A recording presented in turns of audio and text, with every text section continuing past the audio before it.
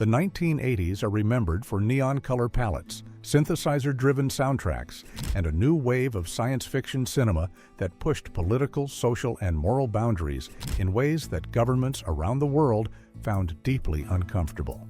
While American leaders publicly promoted traditional values and stability, filmmakers were producing dystopian visions that questioned authority, exposed institutional failures, and depicted human nature at its darkest. Some of these films were censored, suppressed, or outright banned. In rare cases, the work became so controversial that even the directors stepped back under public pressure. These weren't simply movies that tested the limits of taste. They were works that collided directly with political anxieties, Cold War paranoia, social unrest, and public fear, leaving regulators scrambling to contain their influence. The 1980s are often remembered for neon colors, synthesizer music, consumer technology, and blockbuster filmmaking. But beneath the surface of pop entertainment, the decade also produced some of the most unsettling science fiction films ever released. These weren't light escapist fantasies. They were disturbing examinations of government power, social collapse, biological horror, and media control. And many governments around the world didn't want their citizens to see them. Some of these films were banned outright, others were heavily censored, and at least one became so controversial that the director himself temporarily withdrew it from circulation after receiving death threats. These weren't simply movies that pushed boundaries, they were films that challenged political systems, questioned authority, and presented worst-case visions of society that officials feared might influence public thought. Today, we're looking back at the most controversial sci-fi films of the era, movies that created such anxiety that governments and studios alike tried to bury them. Escape from New York, 1981. John Carpenter's Escape from New York imagined a future version of Manhattan transformed into a sealed-off maximum security prison. Released in 1981, the film presented a version of American society deteriorated beyond repair, where law enforcement and government authority have failed to maintain order. Kurt Russell stars as Snake Plissken, a former soldier turned criminal who is ordered to rescue the President of the United States after Air Force One crash lands inside the prison city. Manhattan is depicted as a bombed-out urban wasteland patrolled by gangs, warlords, and desperate survivors. The imagery of total institutional collapse was shocking enough that several governments either banned or closely restricted the film. The production budget was approximately $6 million, and Carpenter relied on abandoned industrial locations and practical effects rather than elaborate studio construction. This grounded the setting in realism. Critics praised Russell's performance and Carpenter's direction, which created an atmosphere of bleak inevitability. But while critics responded well, officials in several countries did not. In Eastern Bloc nations, the film was sometimes banned or restricted because authorities feared the portrayal of urban collapse and government failure could encourage anti-state sentiment. Ironically, in parts of the West, the film was also criticized, not for being anti-communist, but for depicting American leadership as cynical and indifferent to human life. That dual political discomfort made it one of the rare films condemned from both sides of the Cold War divide. The most controversial element was its portrayal of the U.S. government as corrupt, self-serving, and morally exhausted. The state is shown prioritizing political stability over human lives, reinforcing the idea that power structures have become detached from public welfare. Financially, Escape from New York performed well, earning over $25 million domestically, proving audiences were interested in dystopian stories. Today, the film is viewed as prophetic, anticipating anxieties about authoritarian control and urban decay. But during its initial release, censorship challenges and political backlash followed it worldwide. The Thing, 1982. In 1982, John Carpenter released another film that provoked controversy, The Thing. This was not simply a monster movie, it examined paranoia, distrust, and the fragility of human cooperation under extreme psychological pressure. Set in an Antarctic research station, the film follows a group of scientists who discover a parasitic alien capable of perfectly replicating any living creature. This creates total uncertainty. No one can be trusted because anyone might already be the alien. Kurt Russell again leads the cast. The film's practical effects, designed by Rob Bottin, were some of the most graphic ever put to screen at the time. Creatures split, mutate, dissolve, and reform in grotesque ways. These visuals caused theater owners and censors in several countries to raise objections.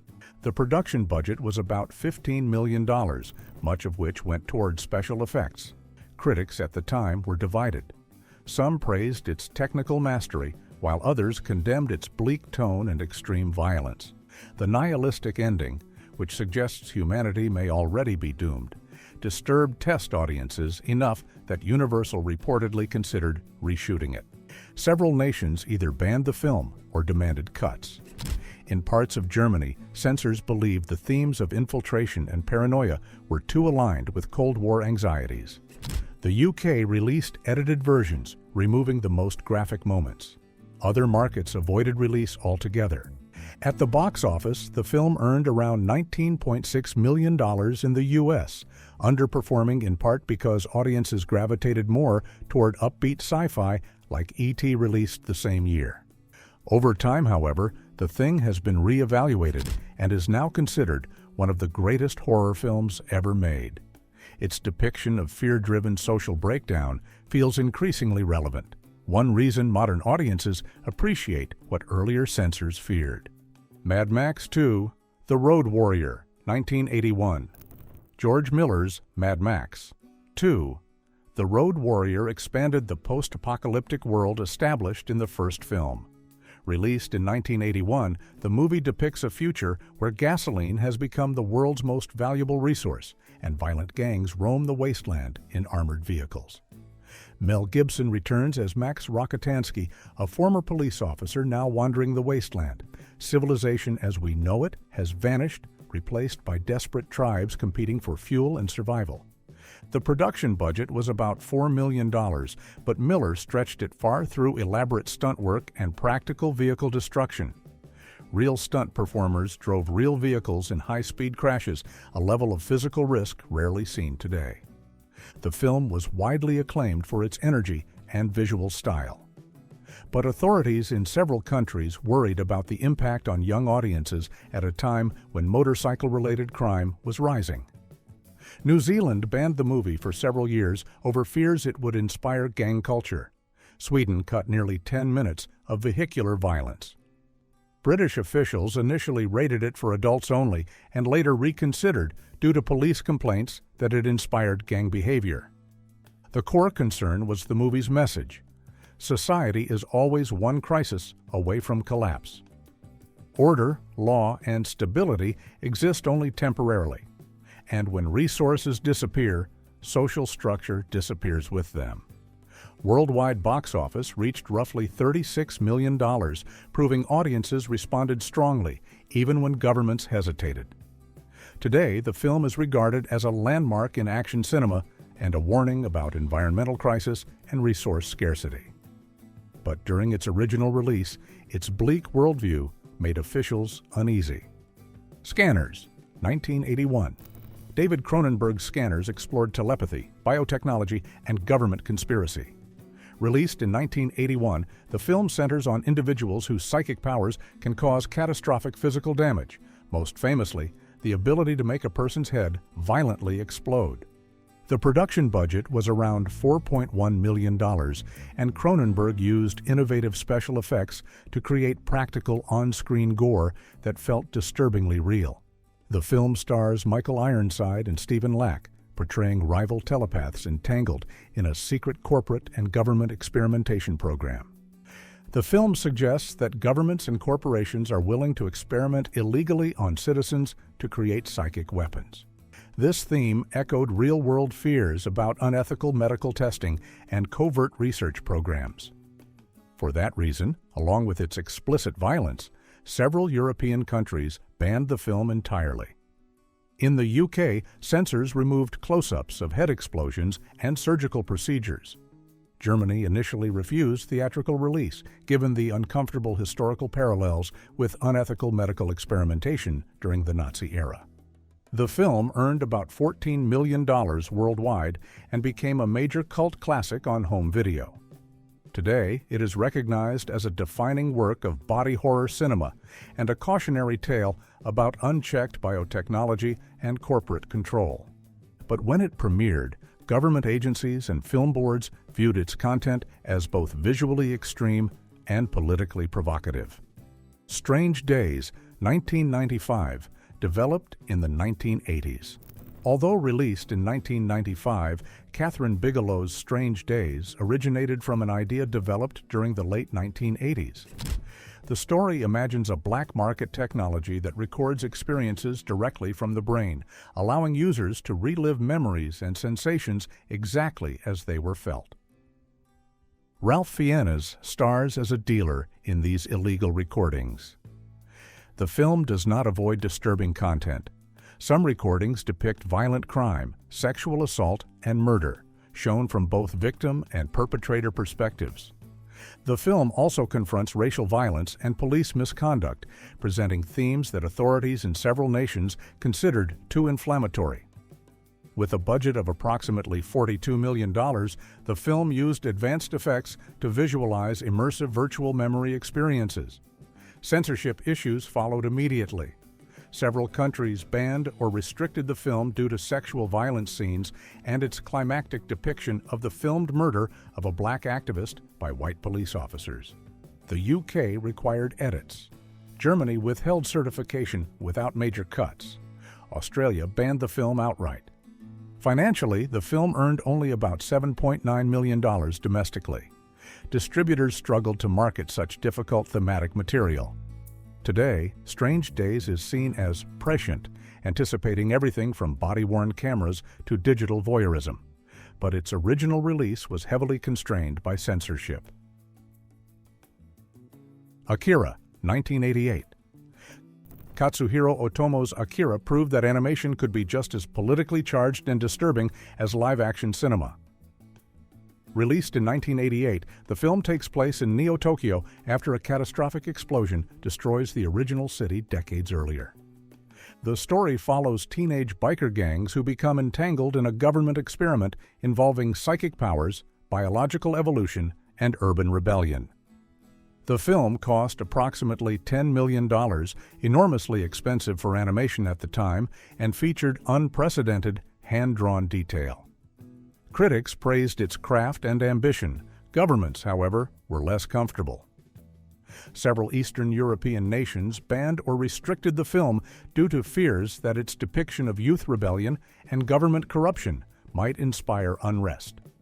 British officials hesitated to certify the film because of graphic violence involving minors and disturbing body transformation imagery.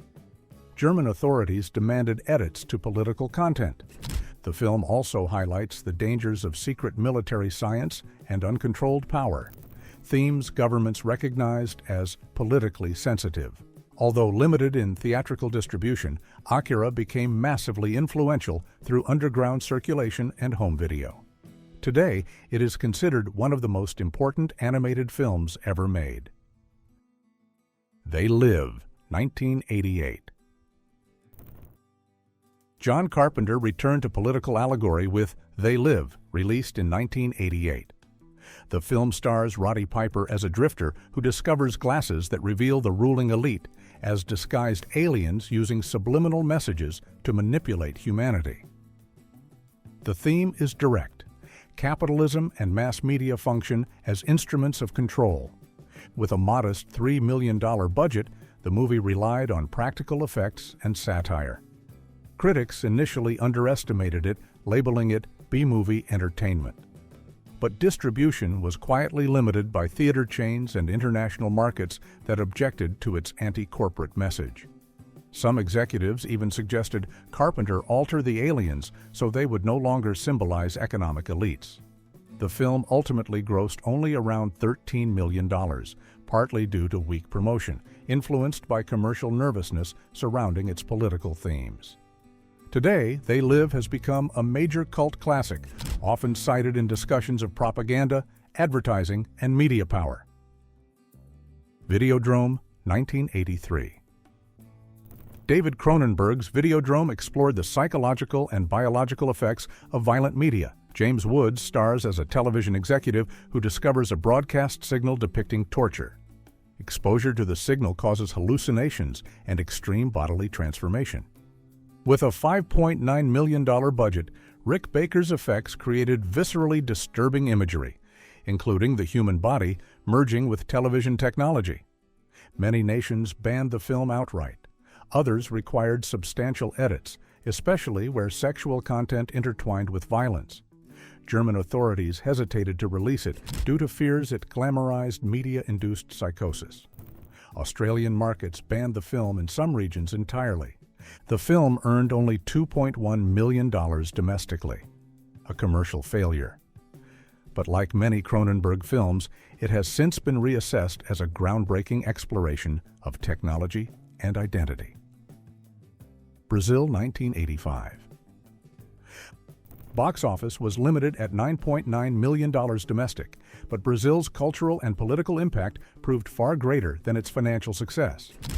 The film became a rallying point for artistic freedom, with critics and filmmakers worldwide praising Gilliam for refusing to compromise his vision. Universities began screening the film as an academic case study in censorship, studio control, and the ideological power of cinema. Modern audiences recognize Brazil as a hauntingly accurate prophecy of a world drowning in paperwork, surveillance, and corporate government collaboration. Its themes of bureaucratic dehumanization and quiet authoritarianism now feel less like science fiction and more like social commentary disguised as satire. But during the 1980s, its message was considered so politically dangerous that both governments and studios tried to silence it, making Brazil the most censored, suppressed, and politically explosive sci-fi film of the decade. Today, these films stand as proof that science fiction isn't just about robots, lasers, and special effects. It's about dangerous ideas, ideas that question authority, ideas that expose systems of control, ideas that governments fear because cinema has the power not only to entertain, but to awaken. And in the 1980s, no genre did that more fearlessly than science fiction. Across the 1980s and into surrounding years that shared its influence, science fiction filmmaking frequently crossed into controversial territory. These films questioned capitalism, government authority, technological progress, morality, and human psychology.